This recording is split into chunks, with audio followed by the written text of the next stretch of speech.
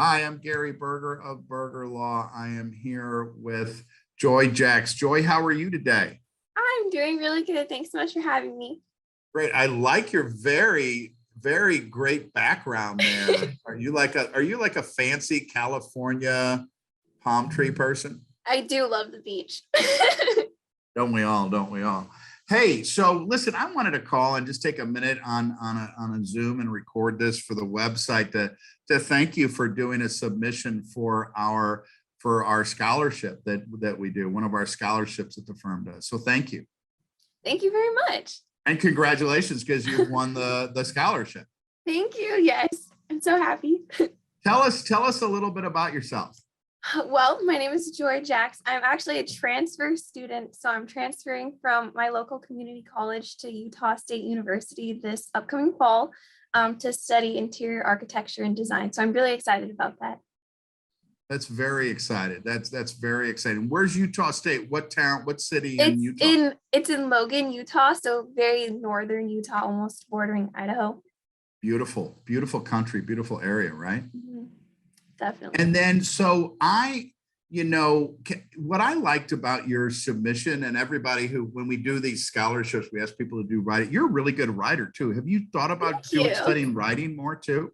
I That was one of my favorite classes in high school. That was the hardest class, but it really conditioned me, and now writing's a breeze. Good. Yeah. You put yourself through those paces and it Mhm. makes life easier down the road.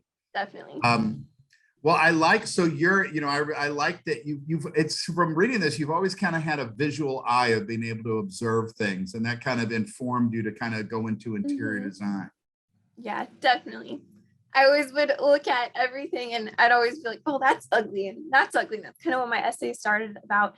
And then as I got older, I was like, okay, I need to do something more constructive instead of just saying everything's ugly. And then as a little kid, I thought to myself, oh, what can I do? And then I was like, interior design's a thing. I really want to do that. And then thank you. And then one of the things I like is that one of the, in terms of, it's really hard to figure out what you want to do in life growing up, Mhm. going through school. At least it was for me, for my kids, other people I know. And one of the things you talk about is that you want to have your career to be something that add value to Mhm. someone else's life and Mhm. kind of be of service to other people or give them more joy, I guess, in seeing their surroundings, maybe a drab room into a cool room. Tell me a little bit about that.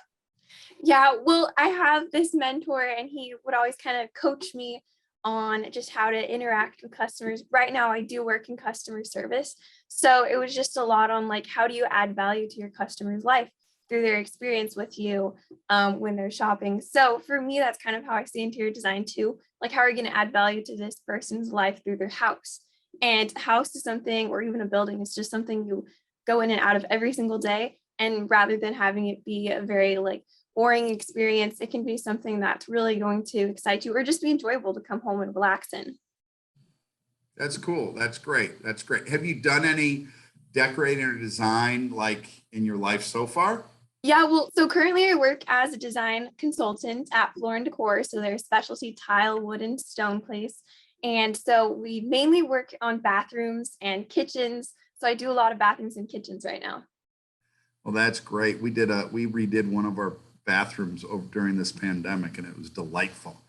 And the women who we met with some folks in your area, and there's something about people who do what you do. I like you can zone in on designs and you so quickly. My brain doesn't work like that. You must really help people. Yeah, for people, they get very overwhelmed with the whole process because it's a lot. A And lot of just to have choices. someone, yeah, just to have someone to even talk to about what you kind of want, it just really helps people because they just oftentimes want someone just to talk to. Right, right. So one of the other things, in addition to your good writing your submission, that I really kind of jumped out at me is, and I something I never thought about is our our world is so swallowed up now in this digital world that people live in, whether it's social media or whatever vein, and the idea that you want part of your desire to continue to pursue interior design is to make improve the tangible world Mhm, as mhm. opposed to the digital world. Mhm. How is that? Um, how does that come up in studying interior design? I mean, is that something people talk about? I don't know, it's just something I came up with. I was like, I do because right now I do a lot of graphic design, and interior design is a whole different world because yeah, most everything is on your computer, but looking around, I really thought that was important to make the rooms beautiful, that we actually interact in, because it's one thing just to have a lot of content on your phone. Um, and then sometimes I feel like people forget about the world around you. That's good. And is that's probably a little bit of a challenge. People live in their phones or live Mhm. on social media some, and you need to pick your head out and look around you and Mhm. appreciate the world around you. Yeah. How does the digital world and what people see in digital, does that influence interior design though, and what people like to see? I would say, I mean, it definitely follows along the same like popular color trends. So those definitely coordinate colors, different shapes too. So yeah, I would say there's some similarities. So when you go to Utah State Mhm. in the fall, how long is the rest of your college career going to be? Is that 3 more years or two, or do we know? Well, what ended up happening is instead of being 2 years like I'd hoped, it's actually a 4-year program. So even though I have my associate's degree from Rio Hondo, it'll be another 4 years at Utah State.